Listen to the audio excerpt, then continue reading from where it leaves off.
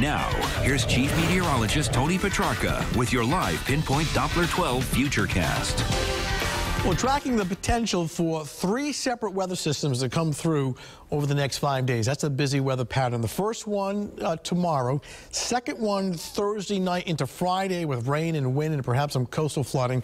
And the third one is a wild card, and that is whether or not Tropical Storm Joaquin has any impact here in southern New England by the latter part of the weekend. A lot to cover. Let's first head outside. Downtown Providence, cloudy, humid, mild, temps in the 70s. Hasn't been much rain this evening, and I'm really not expecting a whole lot of rain right now, but much later tonight as we get into tomorrow morning, that's when the rain will start to pick up. Temps in most areas now are in the lower 70s. 72 humid in Smithfield right now with low clouds and a little bit of fog. Now here's the rain, the widespread rain that we're tracking. You see the solid area of green through upstate New York and the mid-Atlantic coastline. Some embedded thunderstorms as well. This is tracking north and east, having a big impact on the both morning and evening commute tomorrow.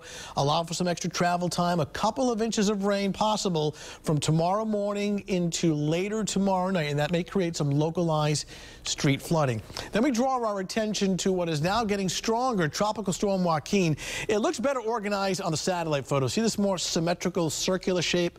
That's usually a signature that the storm is getting stronger. In fact, the latest from the Hurricane Center showing that's true. Winds now at 70, just shy of hurricane strength. Forecast to be a Category 2 hurricane as it pulls away from the Bahamas. Now, this is a 5-day forecast, and by the time it reaches the Carolina coastline, the mid-Atlantic coast, by Sunday evening as an 80-mile-per-hour hurricane, look at the position in relationship to southern New England. So, obviously, all interests from the Carolinas to New England by the latter part of the weekend. We'll have to watch this closely.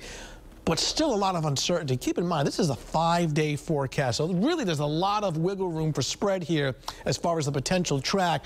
But, you know, getting a little too close for comfort here, obviously, this may bring in some rain and wind in here by the latter part of the weekend. Now, before that happens, the weather setup that's going on right now, high pressure in Canada, low pressure, a broad area of low pressure to the south, is creating what we call an atmospheric kind of a squeeze play where there's such a big pressure difference between these two systems that it's funneling a lot of wind in off the ocean, and this will be the setup beginning later tomorrow into the weekend. Here's a close-up look. We'll have these persistent gusty east and northeasterly winds blowing 30-35 miles per hour across the coastline. This is going to do a number of things.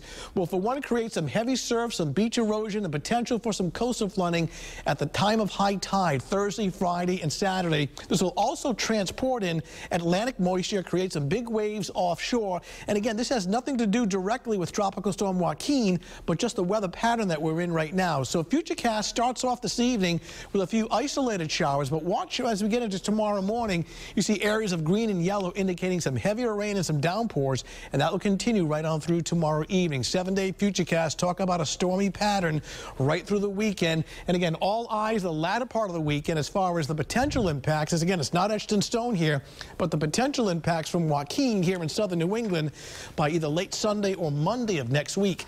In the meantime, before that happens, if at all, a lot of rain on the way next several days, including tomorrow, 1 to 2 inches, and then another round of rain and wind for Thursday night into Friday. We go from a moderate drought and lots of sunshine to this huge turnaround in the weather pattern. And especially when it's a number of days in a row, it's going to be tough on people. Yeah. All right, Tony, thanks.